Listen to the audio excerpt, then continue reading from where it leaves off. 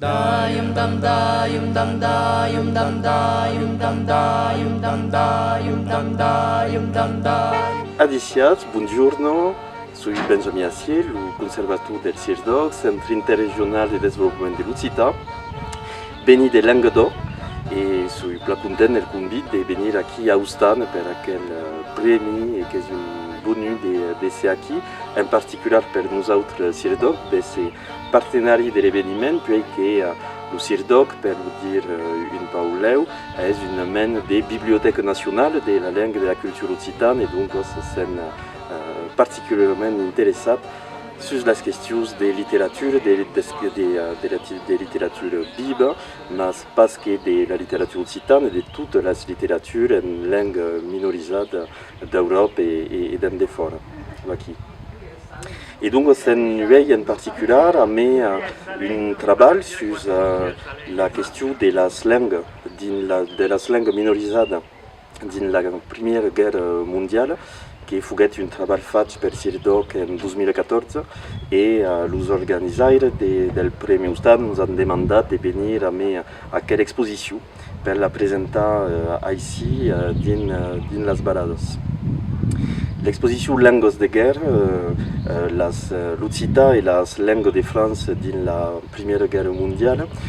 est pas seulement une exposition qui compte l'histoire de la guerre mondiale, mais qui se servit d'un événement majeur où il y a eu un grand mouvement de populations partout, des grandes mutations,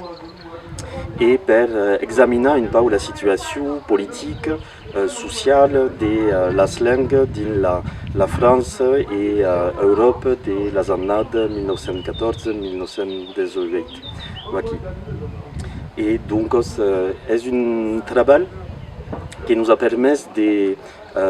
tourner à penser la question de la langue dans la Première Guerre mondiale, puis que la majeure partie des historiens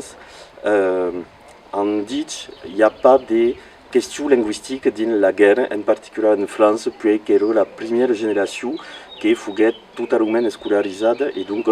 tous les soldats, tous les combattants parlaient français et en écrit en français, donc il n'y a pas de questions linguistiques. Et final, après plus d'un an d'inventaire de tout ce qu'il y a en Occità et també dans les autres langues de France liées à la guerre, question des documents des combattants, du monde, des documents privés, mais també des documents publics. L'administration s'est mise à publier en breton, en Occità pour la guerre, pour des questions de propagande, avec vu que final est un corpus documentaire absolument gigant et qui nous permet de commencer à tourner à penser un peu à quelle question de la guerre et de la sociologie de la France pendant la guerre d'une manière un peu différente, mais à quelle question de linguistique. Et il y a une autre part qui est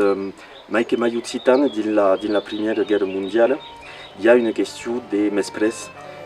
fortes dans la culture française depuis des siècles. En 1914, ce n'est pas le début, mais qui est verdaderament al Putnaut en 1914 et qui va faire des scandales et des tragédies avec la fin del 15e Corps qui sera accusé de ser un peu contre la France, de ne pas se battre pour des qui sont d'Occitas et qui ne sont pas verdaderament des Français vertadiers.